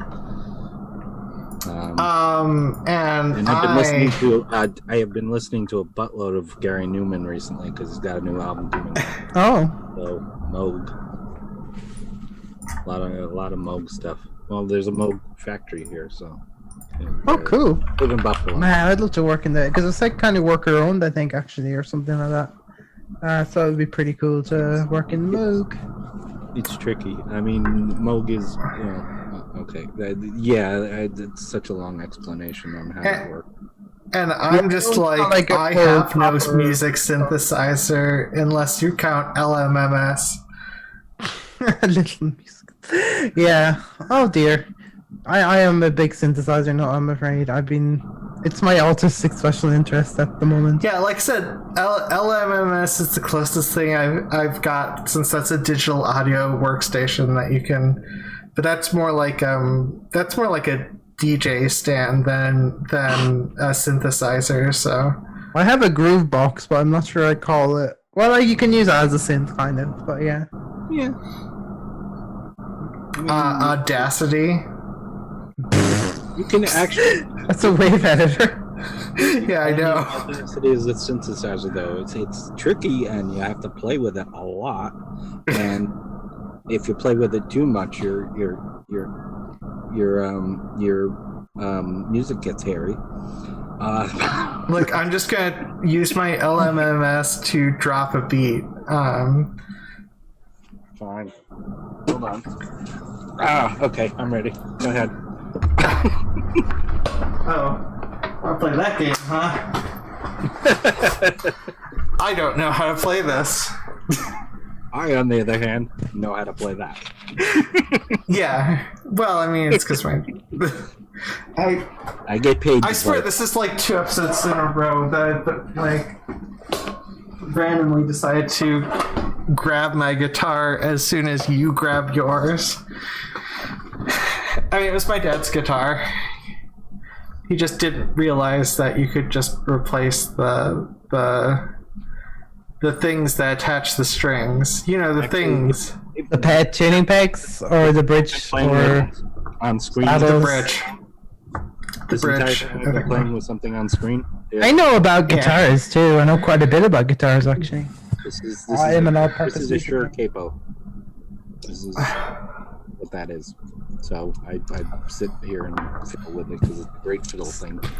So what's your favorite guitar or guitar effect pedal? I am very fond of Fender, but my Ibanez Phoenix here is when I needed a new guitar because my Fender, the fretboard was really way too old and worn. And what I did is I went into the music place, and I had someone. I kept my eyes closed, and I had someone just hand me guitars until one felt right. So the Ibanez was the one that felt right. So nice. I picked it entirely from sound and from feel. And I love this guitar. Yeah, that's actually. I would think that's a good way of figuring that sort of stuff out. I mean, that's how I figured out. I mean, less so with sound, but the feel of my gaming mouse was the basis of why I use the mouse that I do. Oh, can I have that, please? I want that. I would like that now. I would like that now. Yeah, the best thing about being a VTuber is that you can pretend to own a Roland Jupiter 8 without having like $15,000. So look at my cool real synth I own, everyone. My yeah, the Yamaha 870 is a bit limited, but I had the Casio that Wilder used to use in Depeche Mode, which was great. Unfortunately, which Casio? Was it one of the I can't remember which number, but that's why I was saying Wilder, the one that Wilder used. I was looking at Depeche Mode since the other day, actually, and yeah, I was also looking at Vangelis since, which he's used quite a few. Oh yeah. Emily in chat mentions Kurzweil PC3K8. Okay. Kurzweil, yeah, they're more known for like workstations and pianos as well, since I've heard about Kurzweil. I think there's a reason Emily's mentioning that. And I'll just leave it there. Okay. It's a good reason. I'm not being coy or silly. Okay. I Anyways, absolutely agree with her, however, as far as workstation. Let me look. Yeah, I kind of like when I first started getting into synths and stuff back in the mid 2000s, really getting into it. I was into like some prog type stuff, so I did kind of look up to workstations as being kind of cool. But I also quickly learned to be intimidated by them.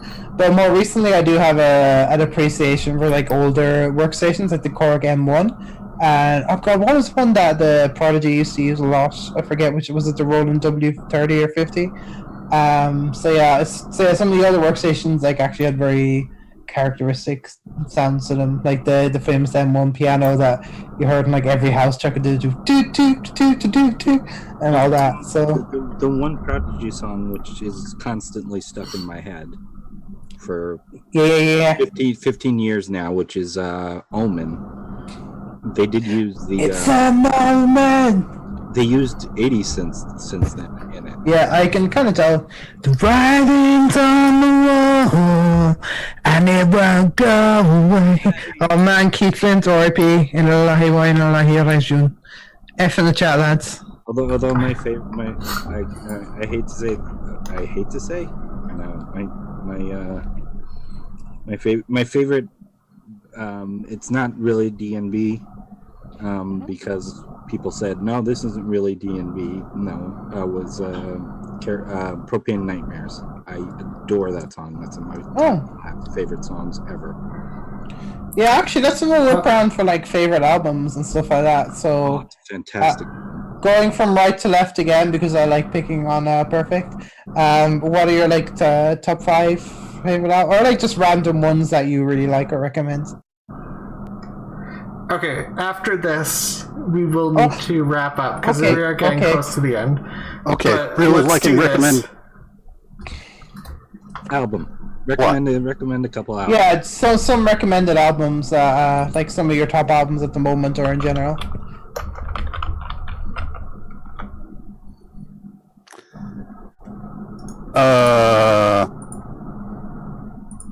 Moody Blues,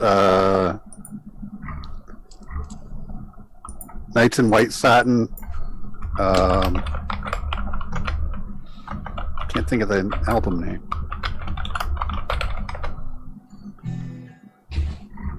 Days of Future Past is on Days it. of Future Past.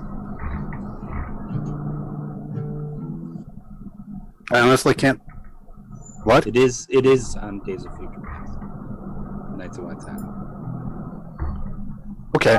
I have every Moody Blues on. And okay. And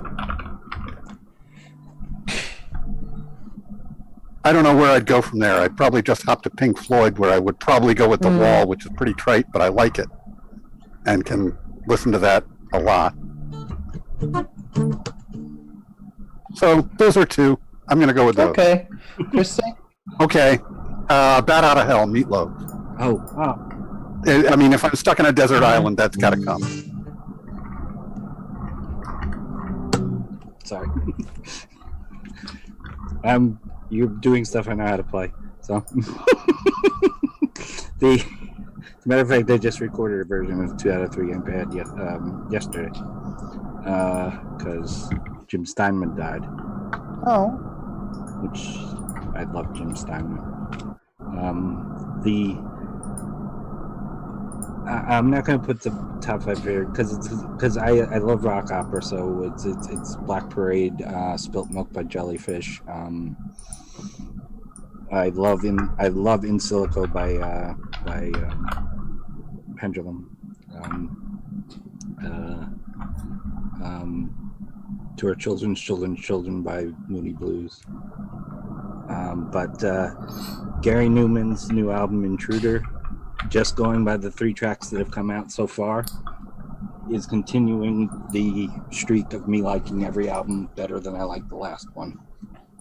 And I've liked every album since Exile, so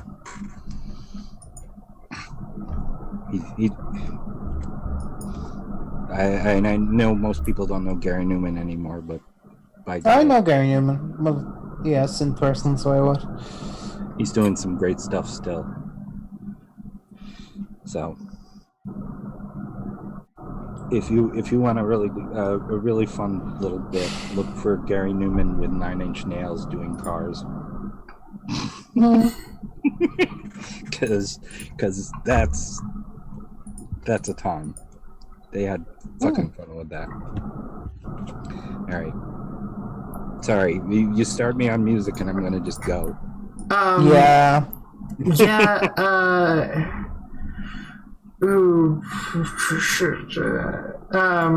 Song stuck in my head today though is "That's Not My Name." Which, So.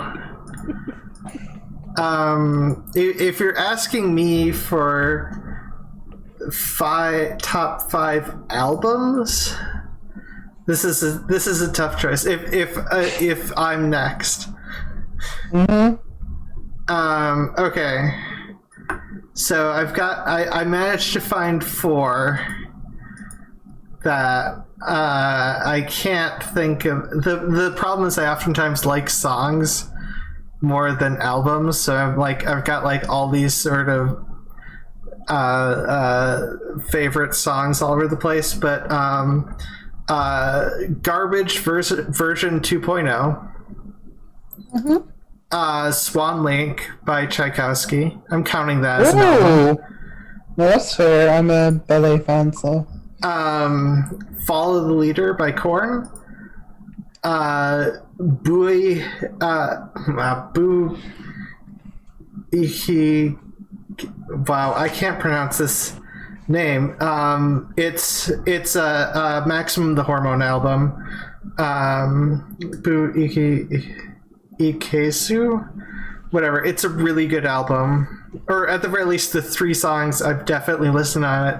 If 3 songs are good, chances are the rest of the album is good. Oh, and probably for the fourth one, let's go with Rammstein, Sehnsucht. I can never stick to just 5 because all of a sudden I'm thinking, but Black Celebration is in my car and I listen to that over and over. Well, the thing is, there's like plenty of songs that I like Nature Boy by Nat King Cole,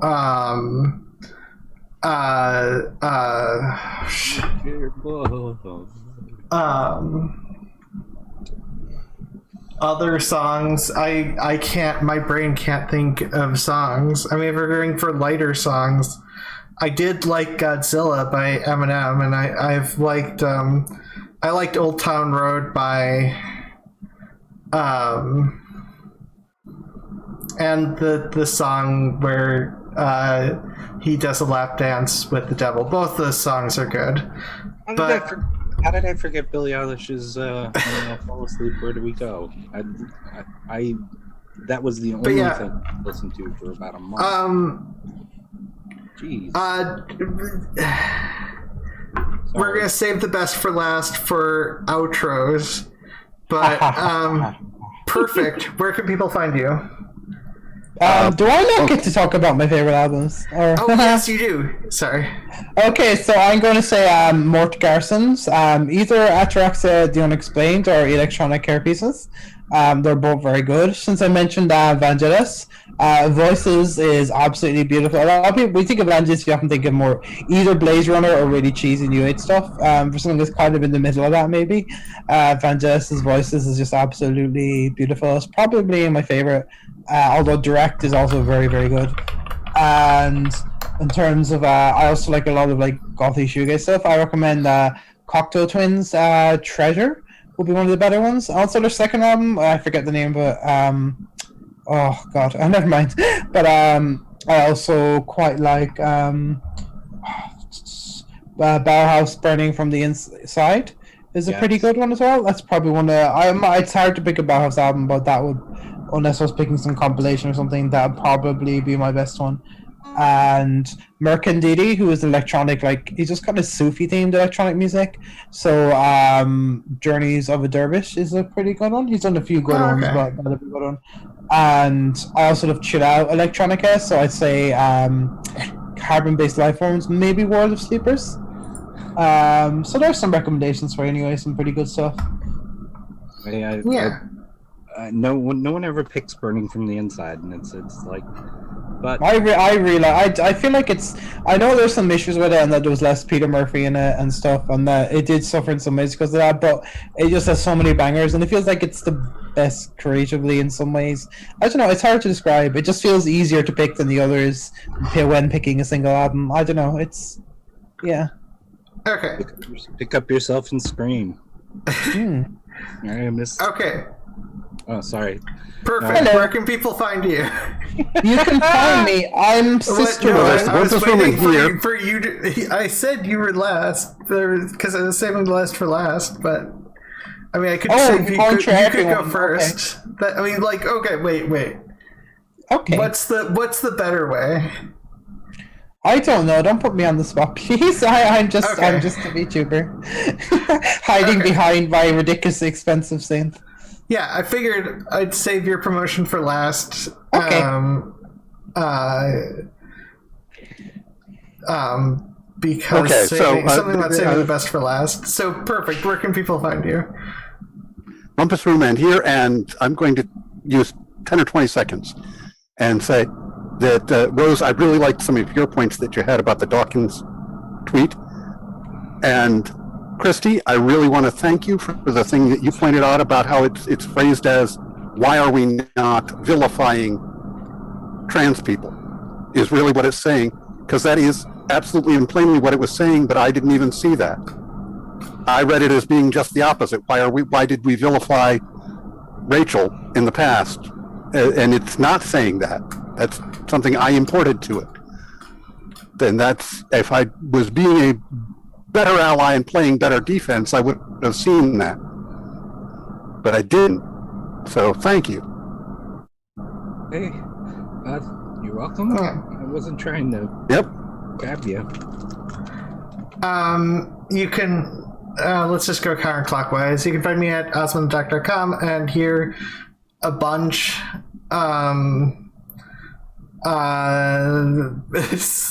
Christy, where can people find you? Okay, my own channel is starting back up again after my long mental nightmare. That's on Christy Abbey, spelled just like it is there. Is the channel on YouTube, and Chris Abbey Music is my other channel, and I'm on this on Sundays and on Wednesday afternoons when we do the news thingy.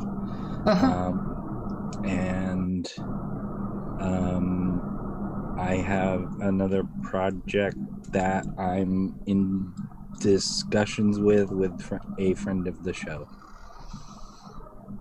Okay. So we'll see how that goes. Yes, and also Normality Quake on Twitter. Normality Quake on Twitter, and Christy Abbey on Facebook if you really care. Okay, Sister Rose. Hi, I'm Sister Rose. I'm standing on a synthesizer. Nice. And yes, I am named largely after the Ian Brown song Sister Rose. If you listen to the lyrics, I believe that is the kind of person I would inspire to be, a cool, edgy rebel type that everyone wants to know. And you can find me at Sister Rose on Twitch or YouTube. So that is just youtube.com/Sister Rose or twitch.tv/Sister Rose. And I'm at Princess OTC on Twitter, which is a reference to the Mawadu penguin drone character Princess of the Crystal from my week, because I've held on to that since my bigger weeb days. So that is me on Twitter. And other places, I'm just Sister Rose, or my music project Takeshi and the Cade, which I'll be reviving at some point. But Sister Rose on YouTube and Twitch, just /Sister Rose, or at Princess OTC. That is me, the cat fuss Puka. And Yeah. Yeah. It was absolutely lovely having you. Yeah. I'm looking forward to speaking with you again. Yeah, I was surprisingly musically knowledgeable, wasn't I? You were thinking I would just be a weeb. No, I had no idea. Wait. We should, at the very least, before we get into too much conversation, and do the ending bit of the show and go off stream. Oh, okay. Just because I have raid that I'm a little bit late for, but your life matters, your voice matters, and you matter. Ta-da! And of course, because I'm always second guessing myself, it loses any of the impact. But anyways, you got it. Yeah, like, comment, and subscribe, and help us afford a real Jupiter 8 someday. yeah. Peace. Bye.